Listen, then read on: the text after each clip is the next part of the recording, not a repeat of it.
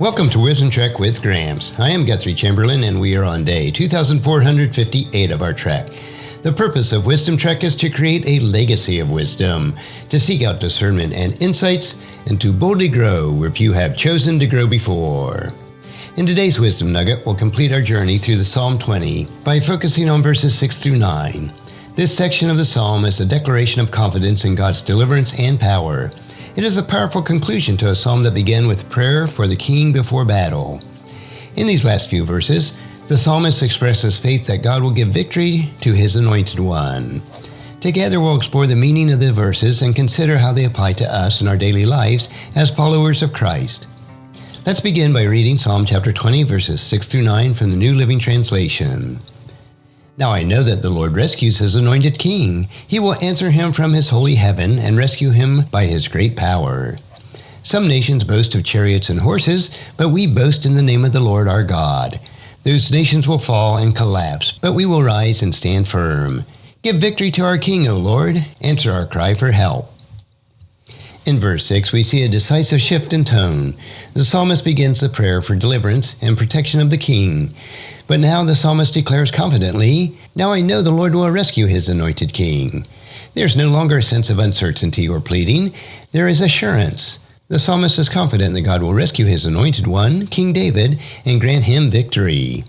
This declaration of confidence is rooted in the understanding of God's covenant relationship with his chosen people. In the Old Testament, the term anointed referred to someone chosen by God for a specific purpose, often a king or a priest. In this case, the anointed king is David, and the psalmist expresses faith that God will protect and deliver him because of a special relationship that God has established with him. For us today, this verse holds a great meaning as well. As believers, we are anointed through our relationship with Jesus Christ, who is the ultimate anointed one. Jesus is our king, and God has promised to rescue and deliver all who belong to him. This confidence that the psalmist speaks can be our confidence as well. We know that the Lord rescues his people. He hears our cries and answers us from his holy heaven. When we face challenges in the battle of life, we can rest assured that God is with us. His great power is at work to deliver us from our troubles, just as it was for King David. Whether our struggles are spiritual, emotional, or physical, God is faithful to intervene and rescue us according to his will. In verse 7, we see one of the most well-known and profound statements in Psalms. Some nations boast in their chariot and horses, but we boast in the name of the Lord our God. This verse draws upon a sharp contrast between two sources of strength. On the one hand, there are those who place their trust in earthly power and military might, in chariots and horses. In the ancient world, chariots and horses were symbols of military strength and dominance. They were the tools of the powerful nations that used to conquer and defend their territories. However, the psalmist points out that true strength does not come from human power or resources. Instead, the people of God boast in something far more significant, the name of the Lord. Their confidence is not in their weapons or their army or their wealth. It is in God, who has proven himself time and time again to be faithful and powerful beyond human understanding. This verse serves as a reminder where our true strength lies. In our modern world, we may not rely on chariots and horses, but we often place our trust in other things like our careers, our finances, our abilities, or even in other people. But none of these things can ultimately save us or provide us with security and peace that we genuinely need. As a follower of Christ, our boast, our confidence should be in the Lord. It is his name, his character, his power, and his promises that provide us with the strength to face whatever challenges come our way. The name of the Lord is a strong tower, as Proverbs chapter 18 verse 10 reminds us, and the righteous run to it and are safe. This verse calls for us to examine our hearts. Where are we placing our trust? Are we relying on earthly things to bring us security, or are we trusting in the Lord? When we boast in the name of the Lord, we are declaring that he is our refuge and our strength, no matter what the circumstances we may face.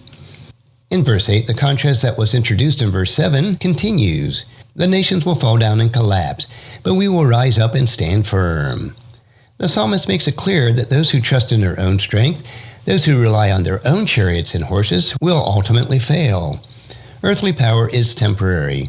No matter how strong or mighty a nation may seem, its strength is limited. Kingdoms rise and fall, and history is filled with examples of empires that seemed invisible in their time, but eventually collapsed. On the other hand, those who trust in the Lord will rise up and stand firm.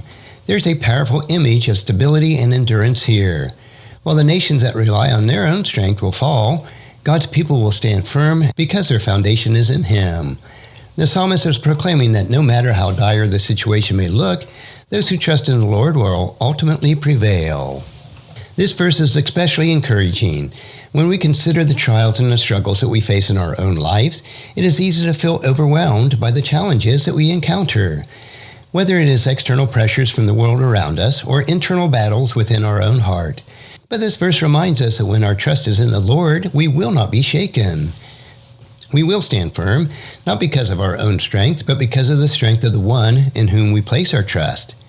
In Ephesians chapter 6, the Apostle Paul encourages his believers to stand firm in the strength of the Lord and to put on the full armor of God. This is the same message that we find in Psalm chapter 20. Those who trust in the Lord will stand firm, even in the face of opposition and difficulty. Finally, in verse 9, we see the final prayer for deliverance. Give victory to our King, O Lord. Answer our cry for help. This verse begins the psalm's full circle. It begins with a prayer for God's protection and favor on the king and ends with a cry for victory. These people are asking God to intervene on behalf of their leader, to grant him success in their battle, and to answer their collective prayer for deliverance. This closing verse is a prayer for the king and a reflection of the people that are dependent on God. They understand that victory comes from the Lord, not from their own effort or strengths. Their cry for help is a recognition that they cannot achieve success without God's intervention. For us, this verse is a reminder to continually seek God's help and to place our confidence in Him. Whether we are facing personal challenges or praying for the success of our leaders, we can cry out to God with the same confidence that the people of Israel had. We know that He hears us, that He is able to deliver us, and that He is faithful to answer our prayers according to His will. As we face the battles and struggles of life, let's remember to lift our prayers to the Lord, trusting that He will give us the victory that we need. Victory may not always look the way that we expect it, but we can trust that God's plans are always for our ultimate good and His glory. As we come to the end of Psalm 20, we see a beautiful picture of faith, trust, and confidence in God. The psalmist and the people of Israel place their trust not in their human strength or resources, but in the name of the Lord. They prayed for their king's success, and they believed that God would answer their prayer and deliver them. For us today, this psalm is a powerful reminder to place our trust in the Lord alone. No matter what challenges or battles we face, we can have confidence that God is with us, He hears our prayers, and He will give us victory according to His perfect will. Thank you for joining me on this trek through Psalm chapter 20, verses 6 through 9. I encourage you to reflect on these verses and ask God to help you trust in Him more fully. Let's remember to boast in the name of the Lord and to stand firm in His strength. As always, keep moving forward in your pursuit of wisdom, and remember to keep on trekking along the path of righteousness. Until the next time, may the Lord bless and keep you as you walk in wisdom. And remember to live a life of purpose, follow the path of wisdom, and keep moving forward on your journey that we call life. And if you found this podcast insightful, please subscribe and leave us a review. Then encourage your friends and family to join us and come along with us tomorrow for another day of Wisdom Trek, creating a legacy. Thank you so much for allowing me to be your guide, your mentor, but most importantly, I am your friend, as I serve you through the Wisdom Trek podcast and journal. And as we take this trek of life together, let us always live abundantly, love unconditionally, listen intentionally, learn continuously, lend to others generously, lead with integrity, and leave a living legacy each day. I am Guthrie Chamberlain, reminding you to keep moving forward, enjoy your journey, and create a great day every day. See you next time for more daily wisdom.